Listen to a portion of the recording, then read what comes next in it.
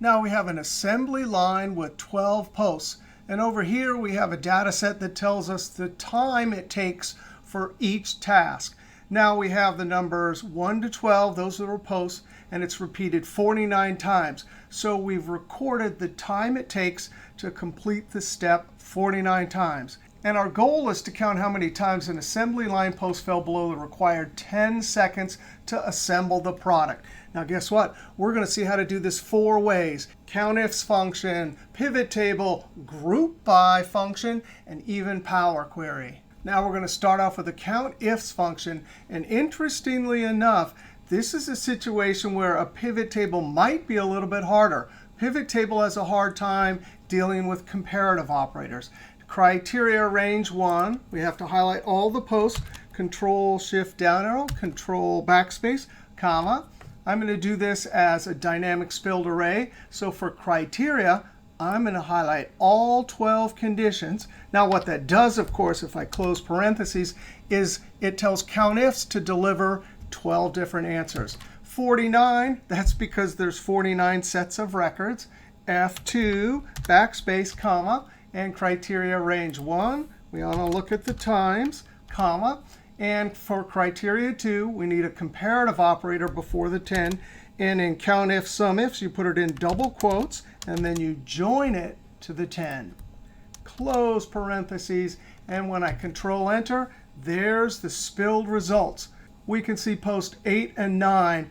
They fell below 10 seconds a lot. 7 did pretty good. Now for the pivot table, we're going to have to add an extra column because it doesn't handle comparative operators. So I'll say, hey, time, are you less than 10? And I'm going to lock it with the F4 key. Control Enter. Double click and send it down.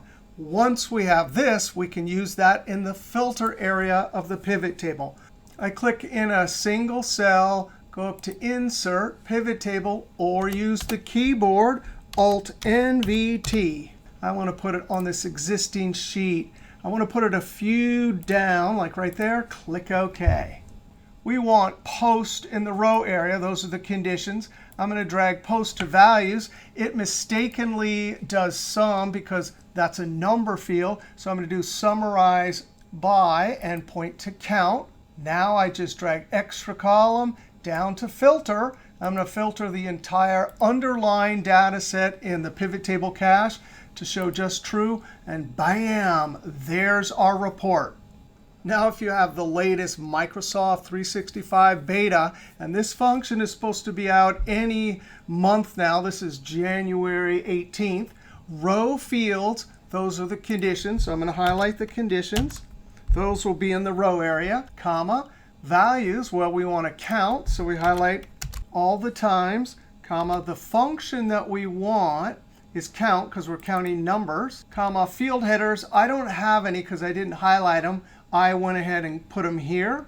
So I'm going to say 0 for no, comma, comma. Sort, just in case these were out of order, I want to look at the report that's going to be generated. And I want the first column, which will be the row fields. So I put 1 for first column. And then filter. That filter is just like the filter we used in the pivot table. I highlight all of those. And then we say how many of you are less than the hurdle. Close parentheses. And when I Control Enter, that not only gives me the count, but a total at the bottom. Now the last example is Power Query. And you have to have the data in an Excel table. We can click in a single cell, go up to Data, From Table or Range. Or here's a great trick. If you can find the right-click key, right-click. Notice the underlined G, so it's right-click G. All right, I'm going to name the query. And then I'm going to come over and first filter. So drop down. This is exactly like the filter over in Excel. I'm going to say less than and put a 10. Click OK. Then I come over to Post and right-click Group By. That's like the function and like a pivot table. It already has Post. I want to count rows. Click OK. And look at that. Because we filtered, it automatically has both conditions, Post and time less than 10. Now, this didn't come out as we wanted because when it filtered, it got rid of the order. So I'm simply going to say sort ascending, and bam, there's our report. Close and load to. I'm going to say existing, put it in cell M16, click OK. And there's our Power Query report. So whether you do it with a query, Power Query, a pivot table with that helper column, the amazing group by, or the old standby COUNTIFS, this sort of report is fun in 4 different ways. All right, we'll see you next Excel magic trick.